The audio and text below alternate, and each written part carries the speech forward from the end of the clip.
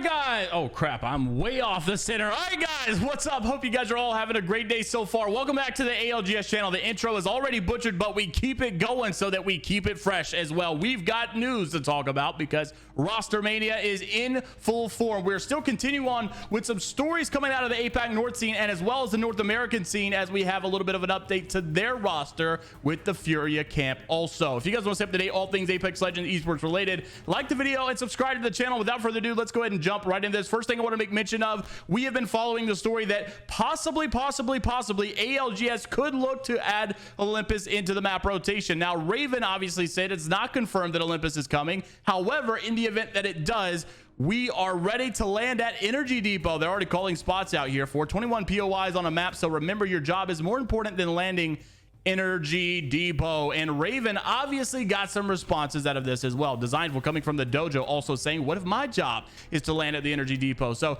it seems like despite having a lot of POIs on Olympus, we might be getting a situation where there's still contest happening, and I would love to see some drama continue as well. Also, got to mention some rostermania news. FNATIC earlier today did drop their entire roster besides Yuka. So basically, I reported this, and this was coming from the source of FNATIC themselves, that FNATIC not only dropped their entire roster, but they're rebuilding back from the ground up. And this is not even the only announcement that was supposed to come today. Of course, we got more in today's video. FNATIC basically said after an Apex update of year 3 coming to an end, we've decided to part ways and also explore new opportunities whilst remaining under contract. All three have been a crucial part of the core roster with this season. This is their coach and 2 players, and none of their achievements would have been possible without their relentless effort. From high pressure situations to unforgettable victories, we're extremely grateful for each member's contributions on the FNATIC roster and wish them the best going forward. One story ends, another begins. We will come back stronger in year 4. I have heard leaks about who they might be playing with, but nothing is confirmed. Basically, I heard that Yuka is looking for an IGL, looking for some roller demons, and then also maybe some guys that he's played with back in the day. So we'll just have to wait and see what performs there. Also wanted to mention Furia giving a little bit of an update to their roster. This is their coach. Obviously, we're not surprised. We've seen this already, that Sea Lion has parted ways. He posted the other day that he was looking for a new opportunity in the ALGS scene as a coach or analyst. Almost 2 years, an incredible journey later, we part ways with our Apex coach, Sea Lion. The Furia Ape Zone won't be the same without its architect. Thank you to Sea Lion and the best of luck in your next steps. Now, this was not only just a departure, but also a proclamation, a declaration of a brand new coach coming to Furia. And we got an exclusive interview here with one of their players, Xera Tricky, as they did announce, well, at the time of this video, they will announce at the time of recording the video, they haven't announced, but I already got it in my drafts if you want to see it. You know, don't tell anybody. But alert, former DarkZero coach PVP has been signed to Furia after their departure of Sea Lion. PVP, don't forget, was dropped from DarkZero after winning the North American Regionals. Huge additions to this Furia roster, and the interview with Furia is obviously right here. If you're seeing this from Twitter, then hello, you came and you made it. Now, PVP is such a good asset to this team, and I'm very excited to see them make it this far. I can't wait to see how they do in Pro League. Obviously, we had some questions to talk with Furia themselves and what they think of this new roster update. Let's see what Xera had to say. Now we have one of the best updates and best upgrades I think Furia could have got. Brand new coach, PvP, literally winning North American regionals and then getting dropped from DarkZero, kind of laying low for a bit, suddenly gets signed to Furia. And I think, like I said, is a great addition to this roster. Now that you have one of these best coaches in all of Apex, and certainly arguable for the best current available coach, what is the improvement that Jameson brings to the Furia table? I would say that obviously he has all his accolades with like DarkZero before he got dropped, of course, and C9 had their good run as well. I would say he has because he used to be a player, and I think that goes like a long way into how good a coach is. Obviously, you don't have to be a player, but I think it makes a big impact that he's played the game at a high level. He knows what goes into it. He knows what we need to do. He's just got a good level of like understanding of the game, which is just always really nice to have in a coach.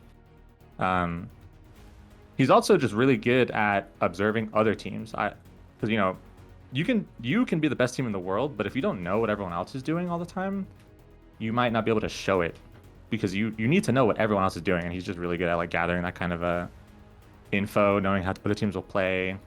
knowing how to counter their play styles, things like that. Yeah, exactly. Yeah, that was one thing I noticed that whenever I interviewed Designful last week from Dojo, he said the same thing about Bronzy. You know, he always wanted someone who was not just coaching, but had also played and can play at the same time. So what would you say now that Jameson's here, now that PvP is a part of this team, and I know you guys have already had multiple conversations already about, you know, your future planning for year 4. What would you say is Furia's strong suit now with this new setup? Year 2, obviously, we know you guys were like slayers, like going into champs. You guys were dropping insane amount of kills at year 2 champs. You know, moving forward, is you know, what's the change of pace here? Is it still like, you know, is it aggro? Is it, you know, we're playing rotates a little bit better? You know, what is the strong suit of this Furia roster now that he's here? I think the biggest strong suit, I think we're still really good at fighting. We'll still have that power. But I think the biggest thing that we're gonna have now is that all 3 of us are just super duper like adaptable. Like our play styles are just, we know how to like adapt to different characters. If a new meta comes out, like we'll be ready. Just, I feel like we're not afraid of just anything. That's good. So if PVPx thinks something's good, we can always try it. We'll be comfortable on the characters. We'll know how to play them at a high level. I feel like you can't really say that about other teams. Like if the meta changes and they just fall off really hard, they can't find out what to play next. Yep, that's exactly the same conversation we had with Design last week as well. You know, we talked about Olympus potentially coming into ALGS, all these scrims that were going on and what he thought about it. And it's like, you know, World's Edge and Stormpoint, you can kind of get away with playing the same legend comp a lot of times. So now that if there is a meta change or if there is a map change or anything like that, the adaptable teams are going to be the ones that probably shine overall. And so it's good to hear, obviously, Furia is looking at it from the same perspective, because I agree. I think that's what's going to be the biggest takeaway going into year 4. Also, with an incredible amount of unfortunate events with Furia since year 2, honestly, no, I would say in year 2 in general, we saw all kind of drama and issues, the tech issues, the Sea Lion arguments, his Watson retirement and all of this stuff, the accusation that some of you guys may have not even been in it all the way. Now that you've got Mac, now that you've got PvP, what's the mental like in the Furia camp? Because it is important. People don't talk about it enough. The vibes are really important, because I've heard from your new coach that it's a very supportive environment now. What are your thoughts on the mental?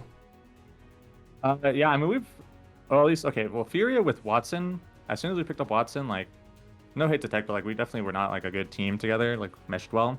And he's a way better player now too, so like good for him. But ever since picking up Watson, the whole team dynamic has just changed like immensely. Like Panders and I are super chill. Watson was super chill. So we even told Mac, like going into the picking him up, that like, you know, he can expect us to just be like super laid back, ready to grind, ready to play well, but also just like ready to be understanding and just like constructive and not like combative. I feel like a lot of teams, their criticism is super like comes off as just like kind of harsh. We're just really chill. We're really good at like problem solving. So like if Mac does something wrong, it's not like an attack. It's more of like, oh, you probably could have done this better, but I see why you did that. I think next time you should not do that, blah, blah, blah. It's like that kind of thing. So yeah, I would say PVPx is pretty right. Like we're pretty supportive. I feel like we're all really like mature. Well, I definitely think you got a lot of people in your corner. Xera, thank you so much for speaking with us. I always appreciate how involved you are with the content side of things as well, and your willingness to get some more content pushed out there. Best of luck, man, in year 4 of ALGS. I know you got a lot of people in your corner, like I said. Anything you want to say to the people that continue to support Furia through the ups and downs? I would just say, like, just get ready for us to have fun. I feel like we're always just the team having fun. That's good. And always trying their best too. I feel like now with this new roster, there's a lot more like passion ignited just because it's something new, since we've been kind of stagnant for like the last couple months. Yeah. So I guess just look forward to that. One thing I would always say about Furia is like they take it serious. You guys take it serious. You want to win. There's no doubt. But you're also one of the most innovative rosters that you see. Like back in the old days, you would see, you know, like in Call of Duty lands and stuff, you see round 11, that's when people pulled out their craziest of crazy strats. And it seems like Furia is always doing that. They're always trying to go against the grain. They're trying something new. They're trying to be unpredictable.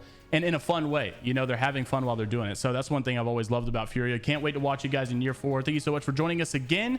If you guys want to follow Xera on Twitch and Twitter, his links are on screen right now and also down in the description below. There is more to this interview that we will release over the next couple of days. I want to do the interview a little bit different. Instead of just like a big long video of it and it's at the end, I kind of want to basically dump a little bit of questions over time so we can keep bringing these interviews back.